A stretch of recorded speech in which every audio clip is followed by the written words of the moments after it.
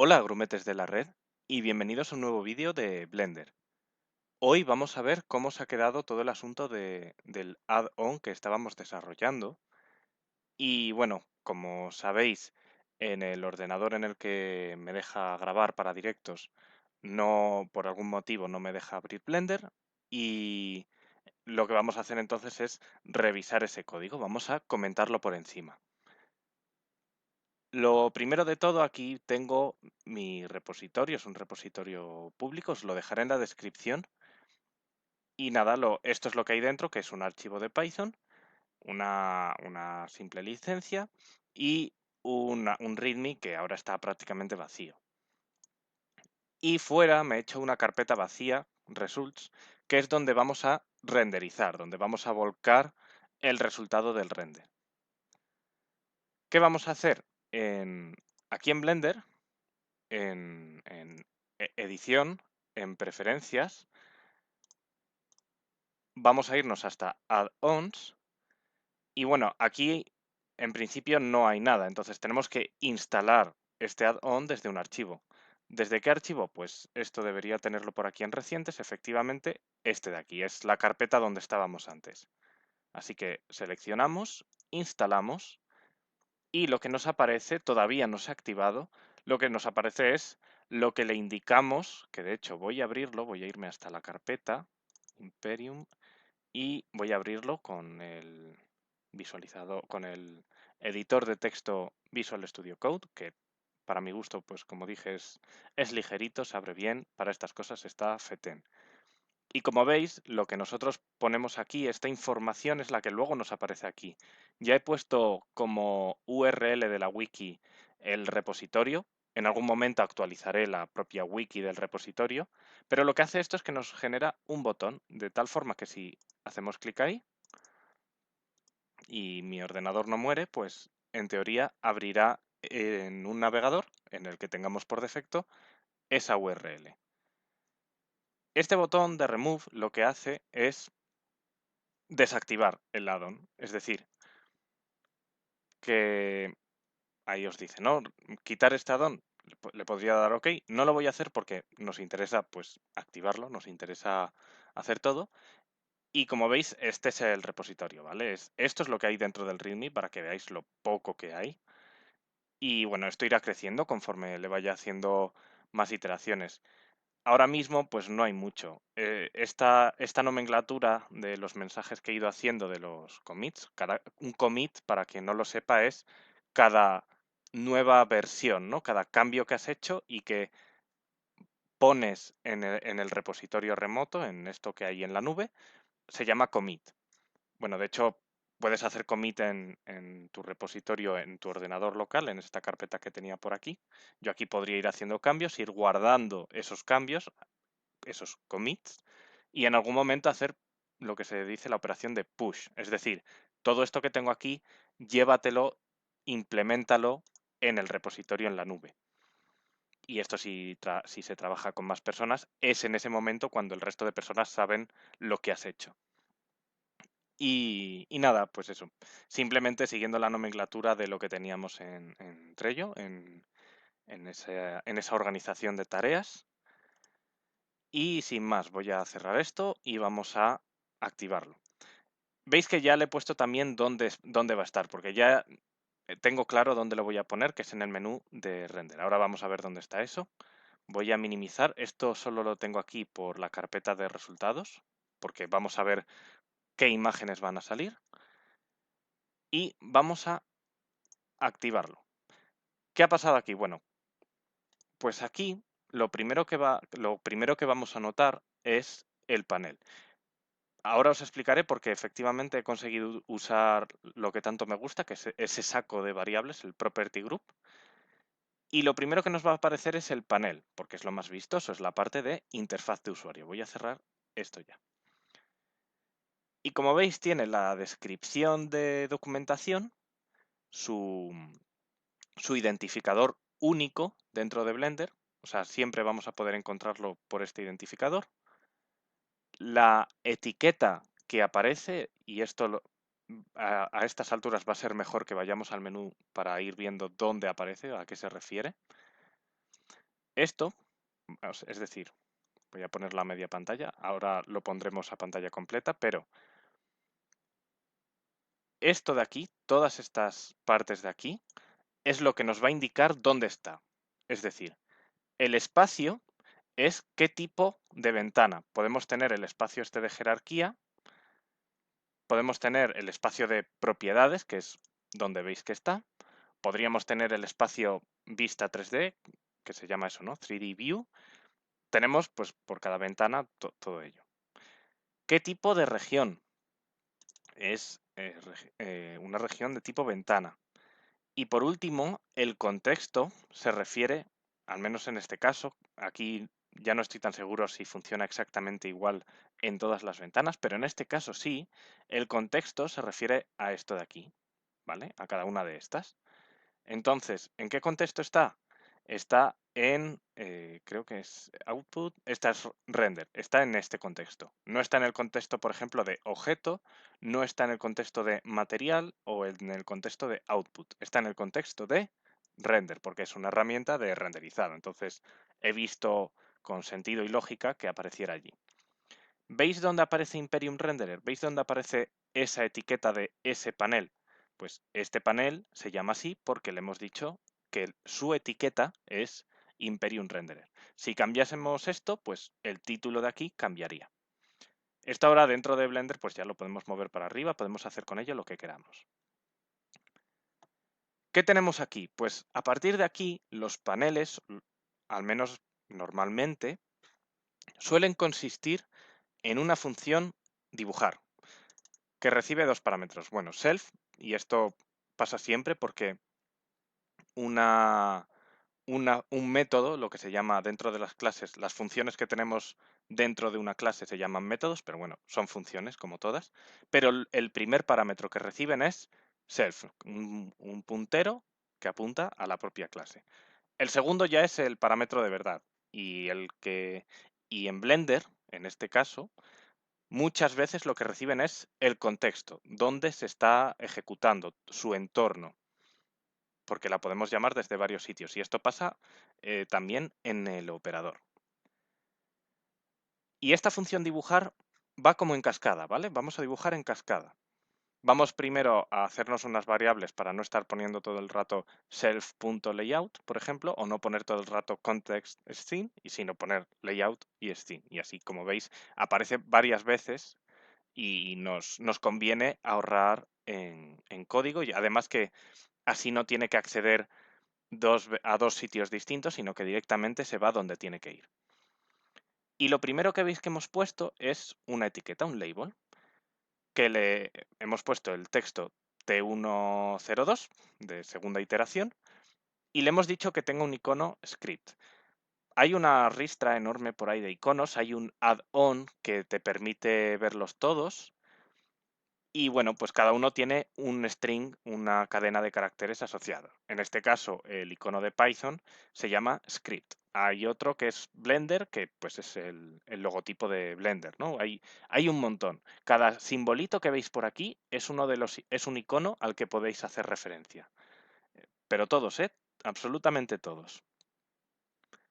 Luego, ¿qué tenemos? Pues luego tenemos esta función de layout que se llama fila, que lo que va a hacer es generar una nueva fila, es como darle al enter, pasas a la nueva fila.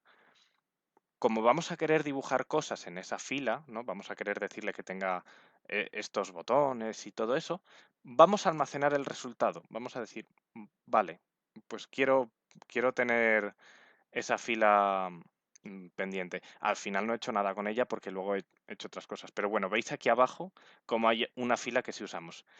La tónica general cuando se programa en Blender la interfaz de usuario es almacena la fila, almacena la columna, almacena lo que estés generando con esta función y ya luego a lo mejor la usas como aquí usamos la columna, a lo mejor la usas como usamos aquí la fila o a lo mejor no la usas, como es este caso. Yo aquí podría no haber puesto nada y no habría pasado nada, no seguiría funcionando igual. Porque lo único que hace esta función es saltar una fila. Pero si no vas a hacer nada en la nueva fila o lo vas a hacer con otros métodos, no necesitas una referencia.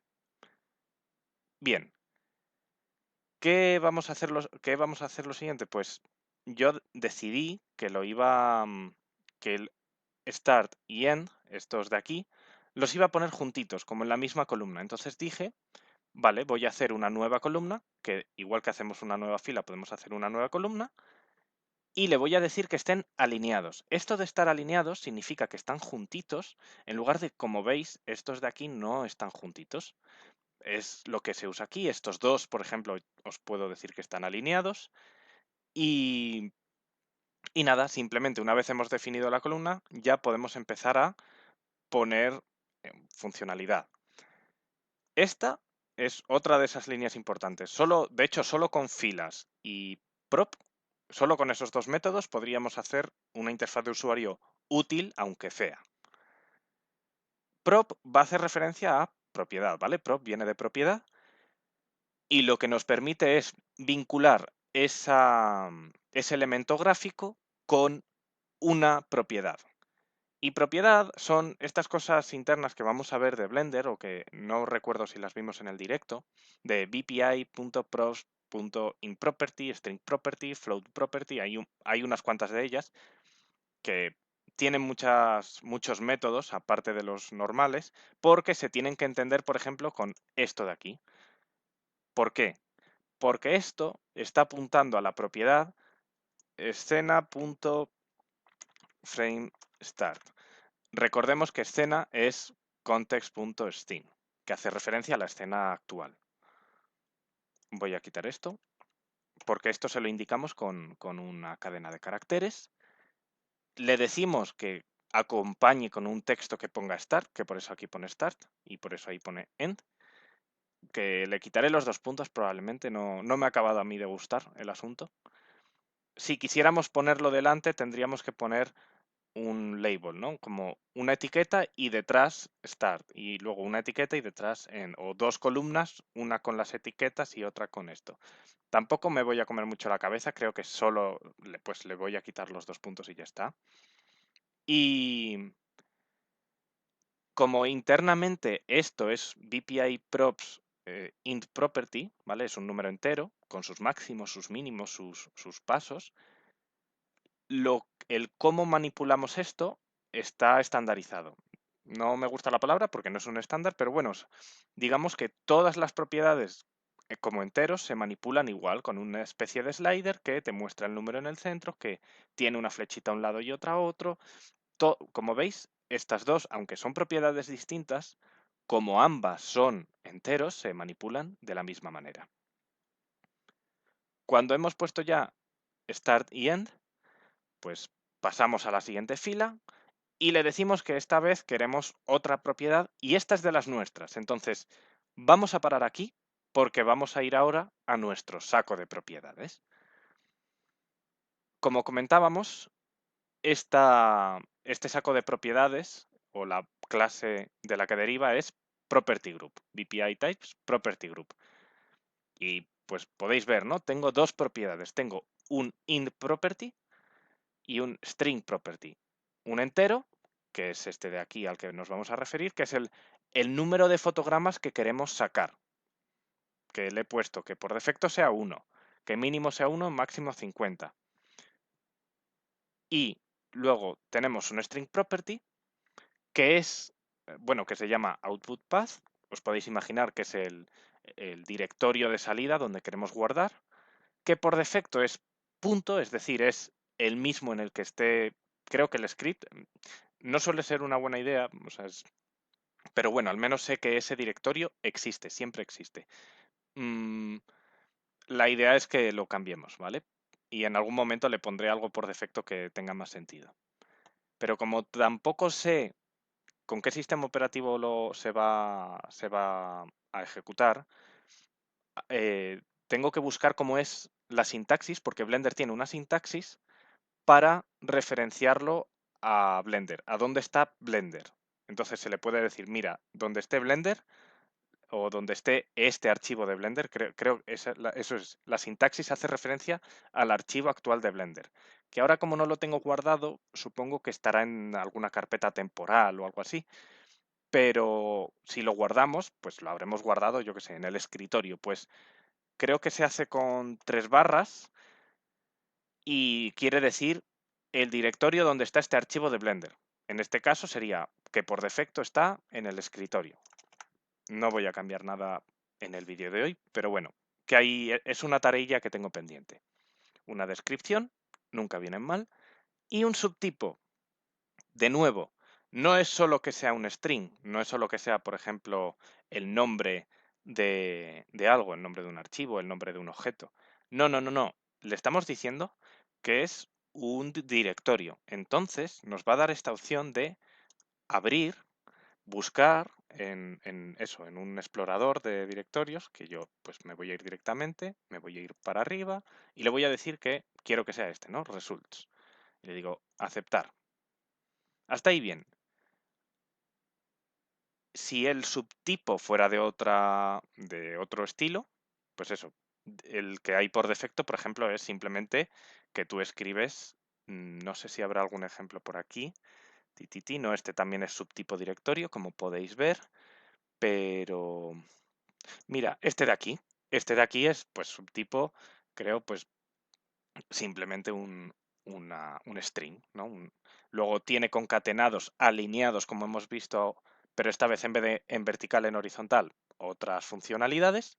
Pero este de aquí es simplemente un BPI props string property, normal, el de los que viene por defecto. Vamos a volver, estábamos aquí, estamos justo aquí. Y bueno, me he saltado, pero vamos, como veis, esto es un int property. Nuestro saco de propiedades se llama Imperium Properties como clase y ahora veremos que lo he llamado igual para referirnos a él. Y como pues lo he guardado en escena, entonces es string.imperium properties y dentro de Imperium Properties, como string le pasamos que queremos result path. De nuevo le decimos que lo acompañe con un texto que se llama, que pone path y ya está. Antes de pasar al operador final, vamos a acabar con Imperium Properties, porque ya hemos visto las dos y para qué las estamos usando y cómo se relacionan con la interfaz y de hecho cómo podemos acceder a ellas, porque si veis cuando las vayamos a usar luego va a ser lo mismo, ¿no? Es sin Imperium Properties.resultPath y esto va a acceder a esta variable. Pero vamos a ver cómo las registramos, porque eso sí que recuerdo que lo dije. Las clases aquí están definidas, pero cuando activamos el add-on lo que estamos haciendo es registrarlas dentro de Blender. Y esta de aquí es un poco más, es un poco especial, tiene su intríngulis.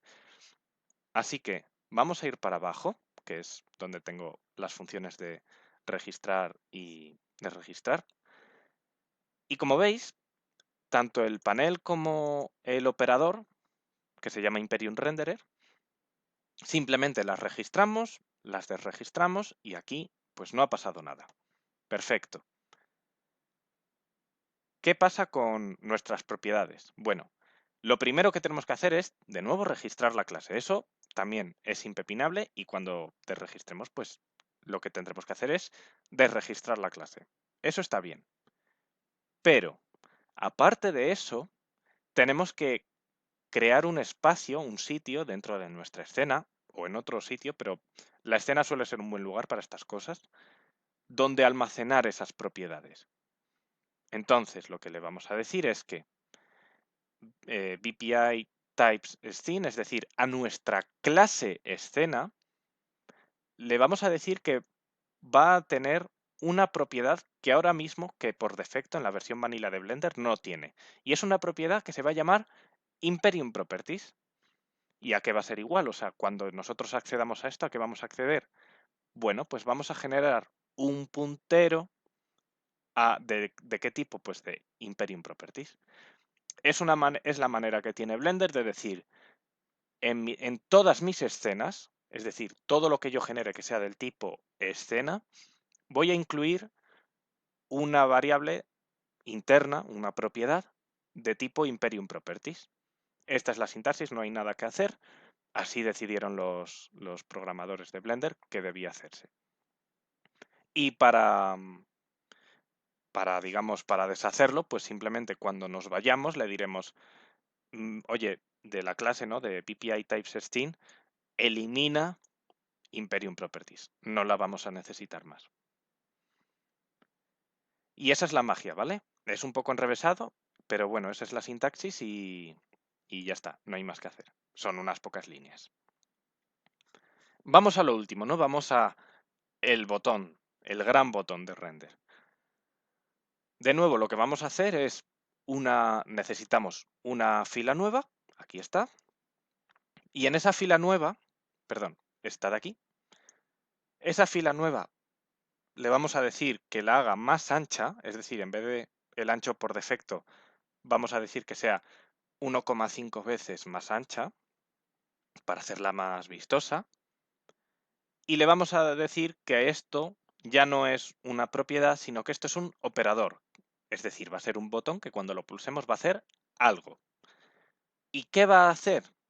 Pues le vamos a decir que esto está vinculado al operador imperium.renderer. Imperium.renderer es, como hemos llamado, es el ID, el identificador único, igual que aquí teníamos como identificador único esto de aquí, es el identificador único de nuestro operador. Con esto ya sabe a qué operador tiene que irse. Aparte, pues va a tener el icono de play, porque, bueno, pues es así un poco vistoso, y va a tener un texto de render. Y ya está. Cuando demos a este botón, lo que va a hacer es venirse hasta este operador y ejecutar su método execute. Este método, pues lo mismo. Como es un método, recibe sef, recibe una referencia Imperium Renderer y recibe el contexto. Así que vamos a hacer lo mismo que antes, ¿no? Vamos a decir, oye, como vamos a usar mucho escena, vamos a decir que scene es igual a context.scene. Y así lo hacemos una vez y no más. Aquí arriba también lo he hecho con algunas variables para que se entienda mejor todo este código de aquí. Y he dicho, bueno, el número de fotogramas que vamos a renderizar es esto, ¿no?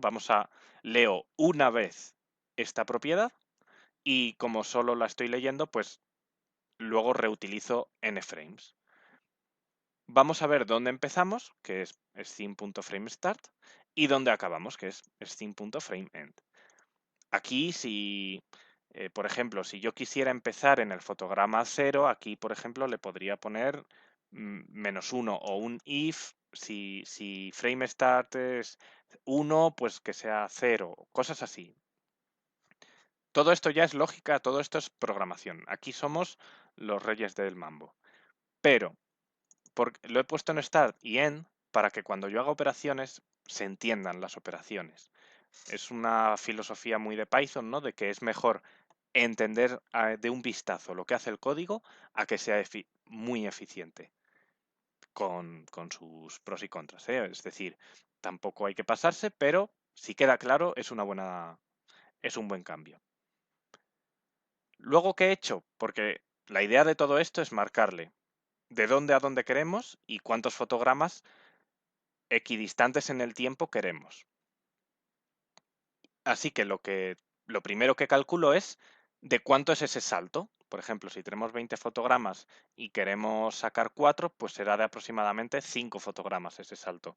Las matemáticas no las tengo muy bien aquí, probablemente, porque Blender empieza en el fotograma 1 y en programación se suele empezar por el 0, cosas así que al final, ¿qué cuentas el fotograma del principio y los saltos o cuentas solo los saltos? Así que bueno, al final con esta operación es con lo que me he quedado más a gusto, pero puede que haya un -1 por ahí que lo deje todo más bonito. No voy a engañar. El step value le he dicho, resta, ¿no? En este caso vamos a hacerlo, voy a poner 20, aunque tengo un ejemplo preparado que tengo que mirar cuánto es. En este caso sería 20 menos 1, 19, que por eso digo que a lo mejor esto tiene que ser el 20 menos 0. 20 menos 1, 19, entre el número de fotogramas, pongamos que son 4, por seguir con lo que hemos dicho, pues nos daría 5, es decir, saltos de 5 fotogramas cada uno. 4 saltos de 5 fotogramas. Esto no va a salir una cuenta exacta, así que le he dicho que lo redondee. Luego, ¿qué fotogramas van a ser esos? Pues van a ser los fotogramas que empiecen en el primero acaben en el último, no tiene por qué ser exacto, sino que acaben antes de pasarse del último y den saltos de step value, que es pues este valor que hemos calculado aquí. A partir de aquí hago una cosa primero, que es que si la longitud no llega a ser 1, por lo que sea, un fallo en los cálculos o lo que sea, si no llegas a hacer ni siquiera un fotograma, pues mira, haces el del principio y ya está, haces uno. Lo siguiente que hago es inicializar una variable, cuenta, con la que voy a ir contando cuántas veces he hecho este bucle. Porque en otros programas el propio for, lo tienes que hacer tú con una cuenta. Y seguro que hay una manera en Python para acceder, pero bueno, mi manera es esta. Genero una variable que está a 0 y luego la voy a ir incrementando cada vez que pase por una iteración. Y lo último es precisamente el bucle. Y este bucle solo lo único que va a hacer es, ¿qué fotogramas me has dicho que tengo que renderizar? Vale, pues la escena la voy a situar en el fotograma 50, por ejemplo, ¿vale? Esta operación que estoy haciendo en Blender ahora mismo. Esto, por dentro, lo que está haciendo es esto de aquí. Solo que f, en ese caso, es un número. Lo siguiente que le va a decir es el path en el que voy a renderizar es lo que me hayan dicho que vale el result path, que le hemos dicho que es la carpeta results, más, y aquí ya es el nombre que quieras, ¿no? Este es el nombre del archivo, esta parte de aquí es el nombre del archivo. Este símbolo sirve solo para poder escribir en la siguiente línea y que Python entienda que no he acabado, que no se me ha quedado colgado el más, sino que estoy continuando aquí. En este caso, a los archivos les voy a llamar por la cuenta, ¿no? Va a ser 0.png, 1.png, 2.png. ¿Por qué? Porque así los voy a poder identificar más tarde para juntarlos en una tabla, ¿no? En una rejilla con la que hacer la textura final y bueno, es algo con lo que me he peleado más o menos y es la decisión que he tomado. Podéis ponerle el nombre que queráis. Pepe, Juan, mi render, mi maravilloso render, mi fantástico render, como queráis. Y lo último que hacemos es decirle que renderice. Es decir, DPI ops de operaciones, render. Aquí dentro hay unas cuantas, hay bastantes operaciones que se pueden hacer y una de ellas es renderiza. ¿Con qué parámetros? Pues le vamos a decir que no use el viewport, es decir, que no nos abra una ventana aquí por cada imagen, porque le va a costar más abrir la ventana que renderizar, porque además, para este caso de uso, son imágenes muy pequeñas. Y le vamos a decir write still true, que es para que no se bloquee, si no recuerdo mal. Y lo último que vamos a hacer es aumentar el contador para que el siguiente archivo se llame de una manera distinta, ¿no? En vez de 0, que se llame 1.png. STR lo que hace es convertir este número, este entero, en una cadena de caracteres.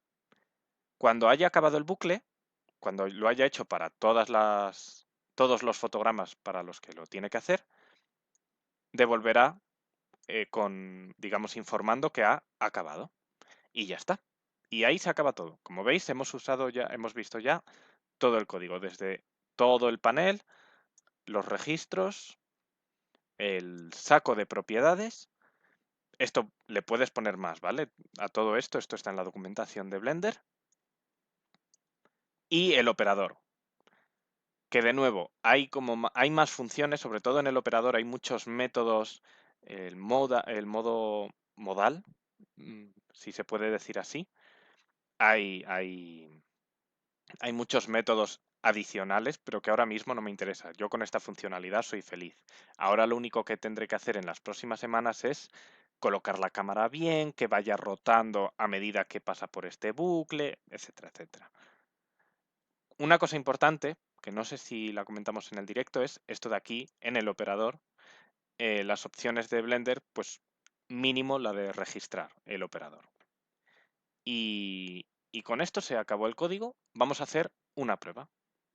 Es decir, yo me he preparado esta escena que tiene, aunque me haya alejado mucho, un cubo que va a pasar de 0 a 5, ¿vale? Para que veáis, está en 5 metros, en 40 fotogramas, es decir, que le tenemos que decir que el fotograma final es el número 40.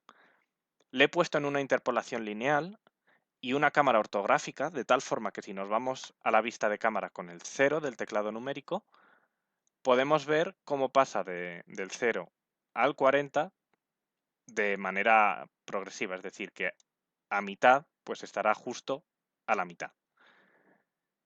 Y esto pues nos va a servir para ir viendo, para ir interpolando cómo se va moviendo entre los círculos. Esto es lo que digo que, claro, para que sean 40 exactos, esto tendría que estar en el 41. Así que bueno, a lo mejor me toca hacer algunos retoques o tenerlo en cuenta cuando documente el add-on. Ya tenemos el inicio, que va a ser 1, el final, que va a ser 40. Y el número de fotogramas, pues vamos a hacer este del principio, 2, 3, 4, 5 y 6. Vamos a hacerlo con 6 fotogramas. Y con esto, en teoría, debería estar. Así que hemos seleccionado ya antes la carpeta. Sin miedo y sin temor, debería salirnos algo tal que así. Le he puesto la luz para que esté iluminado y podamos diferenciar unos objetos de otros. Así que voy a dejar abierta la carpeta para que se grabe y vamos a renderizar. Y no sé para qué he dejado abierto, si luego me lo va a quitar. ¿Veis cómo se van generando? Está pasando por el bucle for, 0, 1, 2, 3. Y ahora cuando se generen todas, que veis que ya se ha generado, ya ha acabado aquí, ha acabado en el 37. ¿Por qué? Porque 37 más 6 son 43, mayor que 40, no. Ahí sale del bucle y devuelve que ha acabado. Así que tenemos el primer fotograma. El segundo fotograma, veis que se queda atrás, era un poco mi miedo. Tercer fotograma, cuarto, quinto, sexto. Ah, claro, porque empezamos en el 0, porque como soy programador tengo la cosa esta de que empieza en el 0. 1, 2, 3, 4, 5 y 6. Y ese es el resultado final.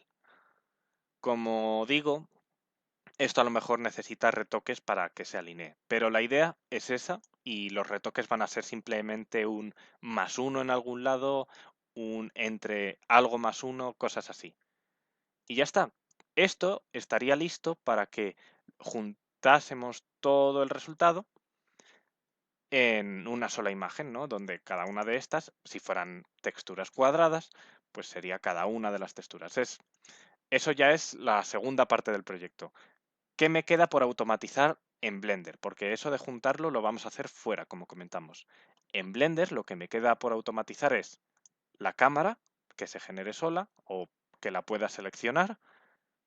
La iluminación creo que se la voy a dejar al usuario, pero el hecho de que rote, no sé si el objeto o la cámara alrededor del objeto, sospecho que el objeto va a ser una mejor opción y así la cámara apunta siempre al mismo sitio, para que saque todas las combinaciones de paso del tiempo, ¿no? De línea temporal, que esa parte la tenemos resuelta, y punto de vista, ¿no? Norte, sur, este, oeste y los intermedios, las interpolaciones. Y ya está, solo quería mostraros ese código que no pudimos ver bien la última vez y el resultado final. Espero que os haya gustado, que os haya sido de utilidad y nos vemos en el próximo vídeo.